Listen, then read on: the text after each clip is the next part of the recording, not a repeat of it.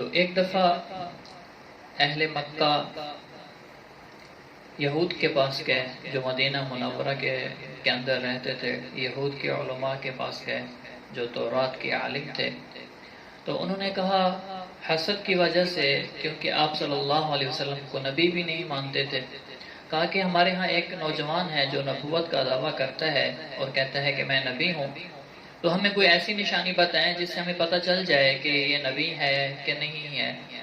تو تورات کے علماء نے کہا کہ اگر یہ جو جادو ہوتا ہے اس کا تعلق زمین پر ہوتا ہے، زمین کے اوپر نہیں ہوتا۔ اگر آپ ان سے کہیں کہ چاند کے 2 ٹکڑے کر دیں، اگر وہ نبی ہوگا، کیونکہ جو جادو کا تعلق زمین کے اوپر والی چیزوں پر نہیں ہوتا، اگر وہ نبی ہوگا، اگر وہ چاند کے 2 ٹکڑے کر دے گا تو واقعی وہ نبی ہوگا۔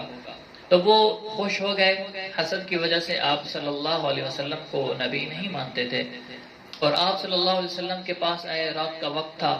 اور گھوڑوں پر چڑھتے ہوئے دوڑاتے ہوئے آئے، خوشی کے مارے کہ ہم نعوذ باللہ آپ صلی اللہ علیہ وسلم کو جھوٹا قرار دیں گے، آج ان کے جھوٹ کا پتہ چل جائے گا۔ اور آ کے کہا کہ آپ اللہ کے رسول ہیں۔ آپ صلی اللہ علیہ وسلم نے فرمایا جی ہاں میں اللہ کا رسول ہوں، اور کہا کہ اگر آپ چاند کے 2 ٹکڑے کر دیں گے تو ہم آپ کو اللہ کا رسول مانیں گے۔ تو آپ صلی اللہ علیہ وسلم کھڑے ہو گئے اور چاند کی طرف دیکھا، اور دیکھ کر ایسے اشارہ کیا،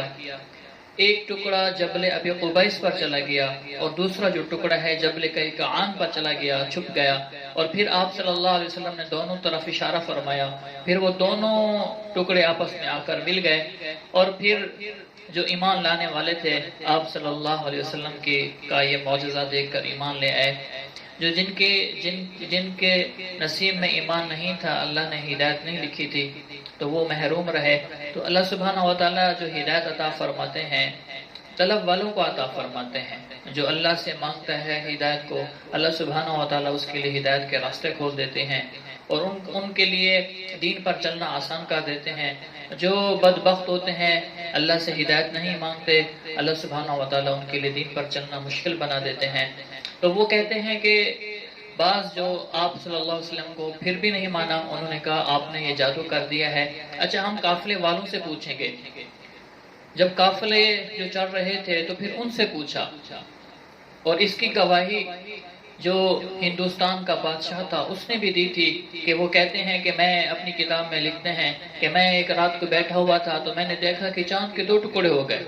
پھر آپس میں مل گئے۔ پھر قافلے والوں سے پوچھا کہ آپ نے دیکھا، تو قافلے والوں نے بھی کہا کہ ہم نے ایک عجیب چیز دیکھی کہ چاند کے 2 ٹکڑے ہو گئے، آدھا آدھا چاند ہو گیا، اور پھر آپس میں آ کے مل گیا۔ تو وہ جو ایمان لے آنے والے تھے اللہ نے ان کو ہدایت عطا فرمائی، تو میرے حبیب کے معجزات کو دیکھ کے وہ ایمان لے کر آئے۔ اور اس کے علاوہ